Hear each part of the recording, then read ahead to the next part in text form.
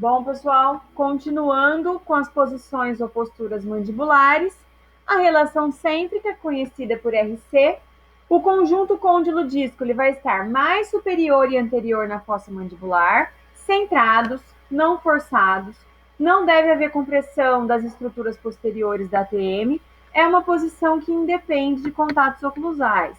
A máxima intercuspidação habitual, posição onde ocorre o maior número de contatos dentais, então quando força, né? A máxima intercuspidação cêntrica, MIC. A posição de RC ela pode coincidir com a MIH, sendo então chamada de máxima intercuspidação cêntrica. E a posição de repouso, onde os dentes superiores e inferiores não estarão em contato e o espaço entre eles é chamado de espaço funcional livre. Agora, gente, vamos ver sobre as dimensões verticais. No caso, o que é isso, tá?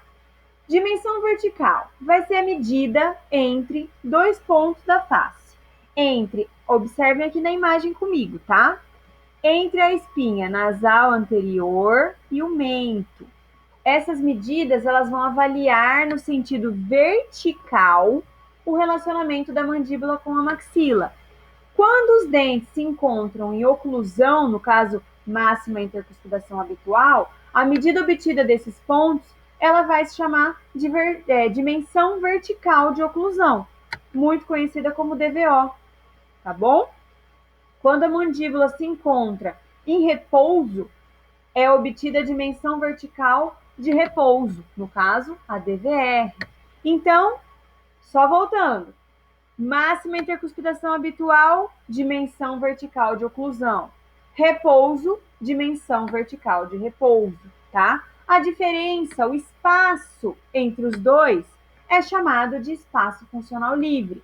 Então, a gente pode dizer que a dimensão vertical de repouso menos a dimensão vertical de oclusão é igual ao espaço funcional livre.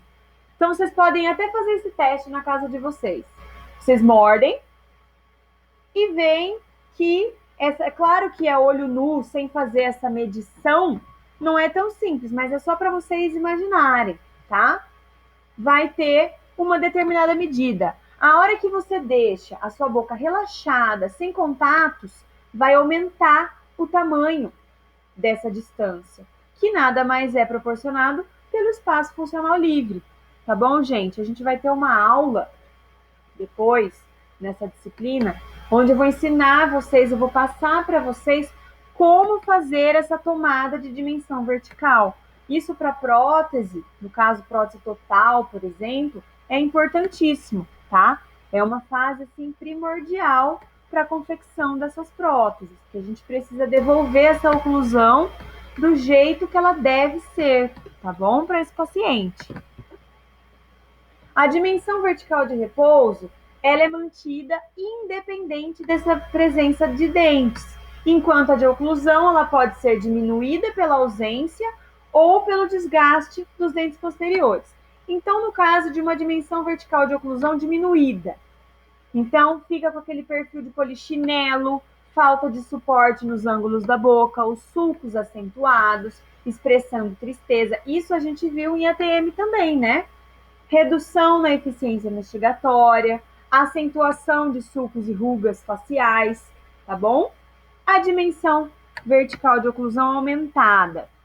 Ela pode ocorrer por uma extrusão ou sobreerupção de dentes posteriores ou por trabalhos de próteses, no caso, próteses superiores, inferiores, que provavelmente tenham tido uma tomada de dimensão vertical de uma forma incorreta, aumentando essa dimensão incorretamente, tá? Então pode acontecer de causar contatos prematuros, uma sobrecarga na musculatura, então a pessoa sente a musculatura cansada, né? O trauma oclusal, cansaço, disfunções na TM, tá bom?